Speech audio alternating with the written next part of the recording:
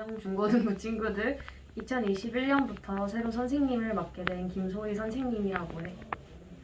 1년 동안 잘 부탁하고 이제 성경 봉독을 읽어보도록 할게. 오늘 주신 하나님의 말씀은 마태복음 10장 1절부터 15절 말씀입니다. 성경 봉독 시작하겠습니다.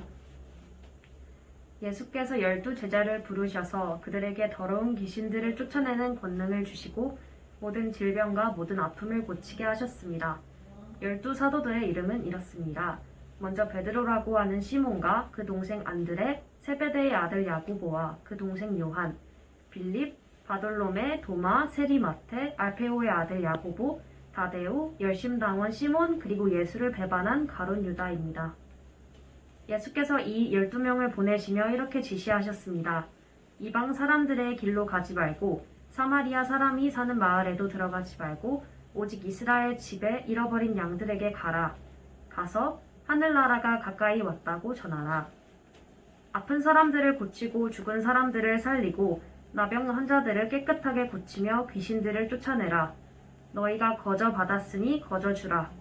너희는 주머니에 금도 은도 동도 지니지 말라. 여행 가방도 여벌옷도 신발도 지팡이도 챙기지 말라. 일꾼이 자기가 필요한 것을 받아 쓰는 것은 당연한 일이다. 어느 도시나 마을에 들어가든지 그곳에서 마땅한 사람을 찾아내어 떠날 때까지 그 집에 머무르라. 그 집에 들어갈 때는 평안을 빌라. 그 집이 평안을 받을 만하면 그 평안이 거기 머물 것이고 그렇지 않으면 그 평안이 너희에게 되돌아올 것이다. 누구든지 너희를 환영하지 않거나 너희 말에 귀 기울이지 않으면 그 집이든 그 마을이든 떠날 때 발에 묻은 먼지를 떨어버리라. 내가 진실로 너희에게 말한다. 심판날에 소돔과 고모라가 그 도시보다 차라리 견디기 쉬울 것이다. 이는 하나님이 살아계신 말씀입니다. 아멘.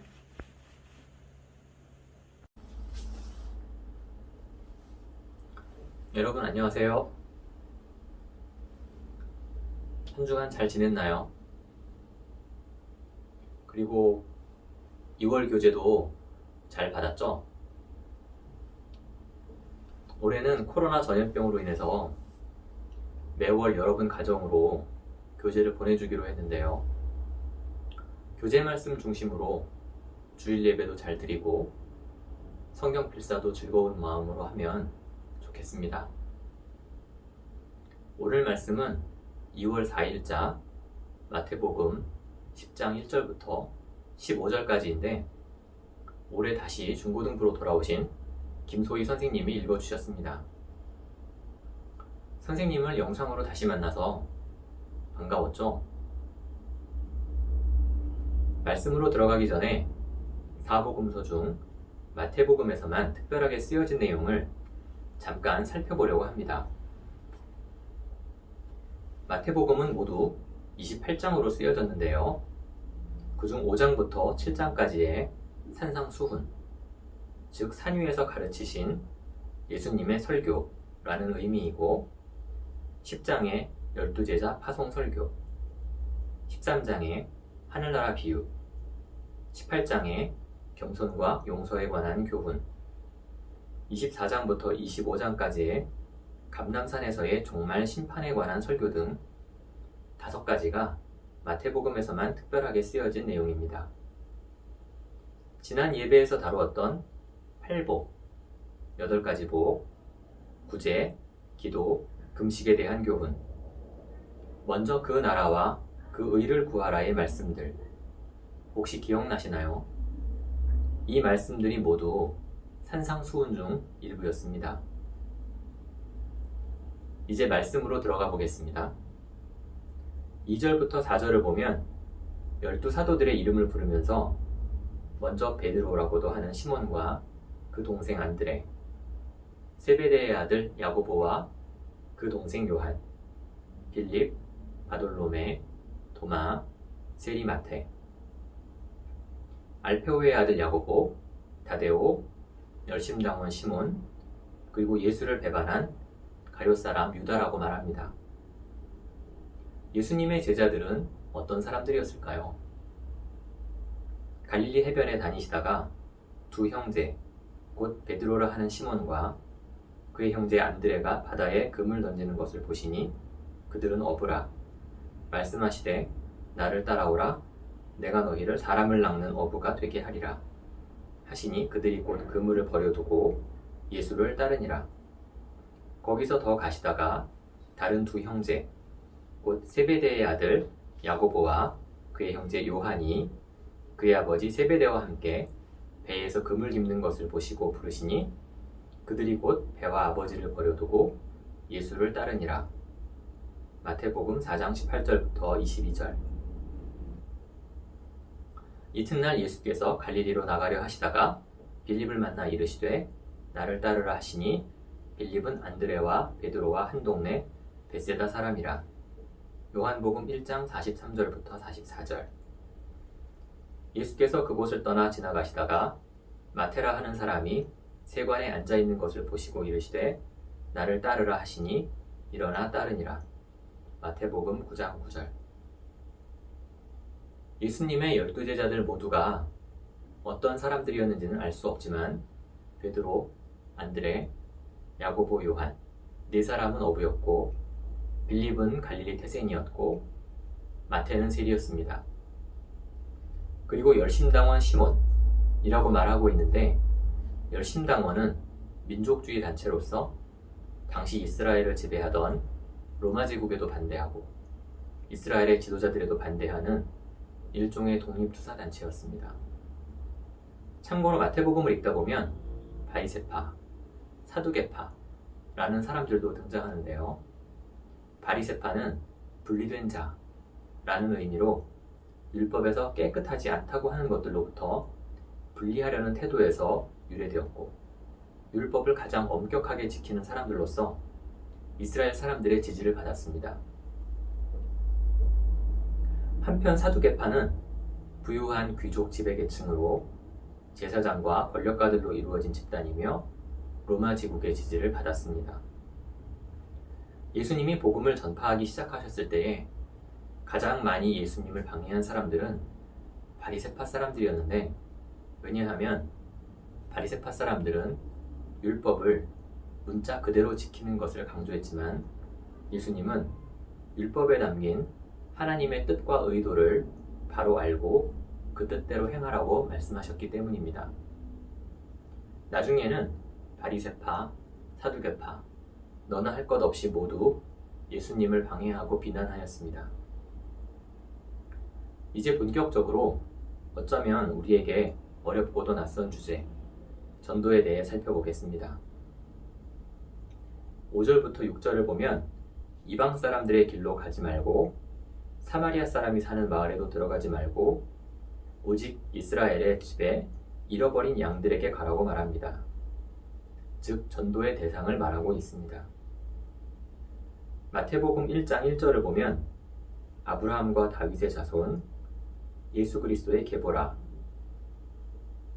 라고 족보로 시작한 것에서 나타나듯이 마태는 자기 민족 이스라엘을 대상으로 마태복음을 썼기 때문에 이스라엘 집에 잃어버린 양들을 최우선으로 다소 편협하게 생각한 것일 수도 있는데요. 저는 말씀을 묵상하다가 이스라엘 집에 잃어버린 양들은 나에게, 우리에게 가장 가까운 이웃, 친구들이고 이 사람들이 최우선의 전도의 대상이 아닐까라는 생각이 들었습니다. 문득 대학교 때 두 친구가 기억이 나는데 두 친구 모두 교회를 다니지 않았습니다. 하지만 같이 수업을 듣고 영화를 보고 게임을 하는 등 친했는데 한 친구는 정기적으로 토요일 오후에 만나서 같이 청년부 예배를 드렸고 한 친구는 군대에 입대한 후에 우리 교회 주보를 정기적으로 보내주었습니다. 그 친구가 힘들 때도 있을 텐데 주보에 있는 목사님의 설교 말씀을 읽고 힘을 얻었으면 하는 바람이었습니다. 그리고 제대하고 다시 만났을 때 좋았다, 힘이 되었다는 얘기를 들었습니다. 여러분에게도 아마 친한 친구들인데 교회를 다니지 않는 예수님을 모르는 친구들이 분명히 있을 거예요. 다른 누구보다 그 친구들에게 먼저 다가가서 예수님을 전하고 교회로 초대하는 여러분이 되시기를 소망합니다. 7절부터 8절을 보면 하늘나라가 가까이 왔다 고 전하라고 말하고 아픈 사람들을 고치고 죽은 사람들을 살리고 나병 환자들을 깨끗하게 고치며 귀신들을 쫓아내라고 말합니다. 즉 전도의 내용을 말하고 있습니다. 전도의 내용은 하늘나라가 가까이 왔으니 회개하라가 핵심입니다. 전도할 때에 나는 말을 잘 못하는데, 나는 성경을 잘 모르는데 무슨 말로 전도하지? 라고 심각하게 고민할 필요가 없습니다. 그리고 예수님은 이어서 제자들이 실행하기 불가능한 명령을 하셨는데 사실은 그렇지가 않습니다. 1절을 보면 예수께서 12제자를 부르셔서 그들에게 더러운 귀신들을 쫓아내는 권능을 주시고 모든 질병과 모든 아픔을 고치게 하셨다고 말합니다. 예수님은 제자들에게 실행하기 불가능한 명령을 하셨지만 이미 그 전에 권능과 능력을 주셨습니다. 오늘 예수님이 12제자를 부르시고 보내시는 것처럼 우리도 부르시고 보내십니다.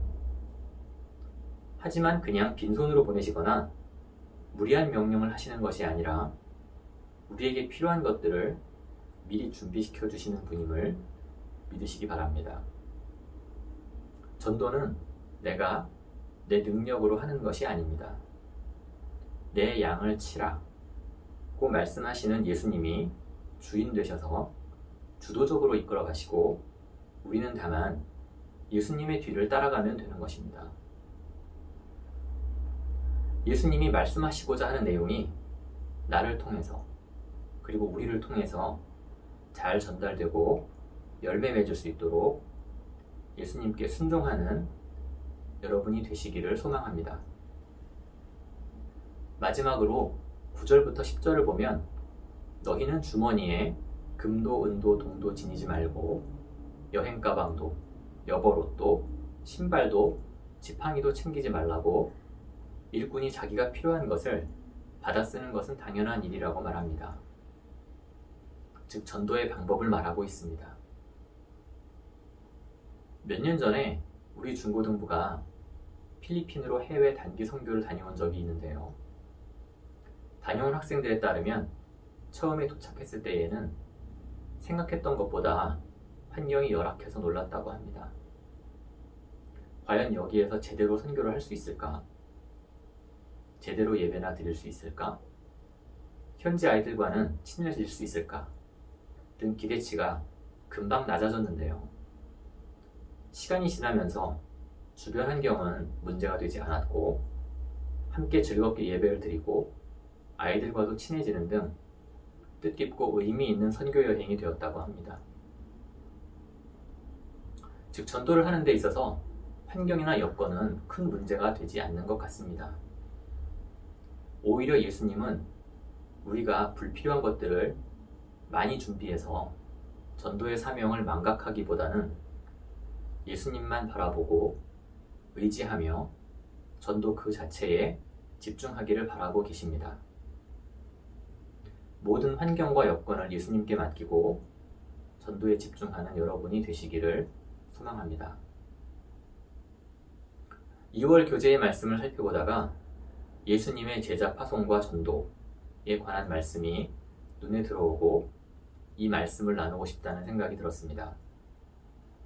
우리 중고등부가 지금은 비록 작고 미약하지만 선생님들, 학생들 각자 항상 예수님을 전하고 싶다는 마음을 품고 때가 되면 전할 수 있는 여러분이 되시기를 소망합니다.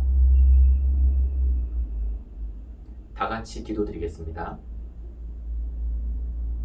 예수님이 제자들을 부르시고 보내시는 것처럼 우리 선생님들과 학생들도 부르시고 보내실 것을 믿습니다.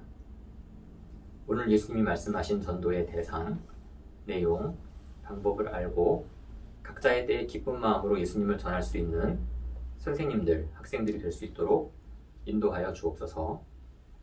우리를 준비시켜 주시고 우리보다 앞장서서 이끄시는 예수 그리스도의 이름으로 기도드립니다. 아멘.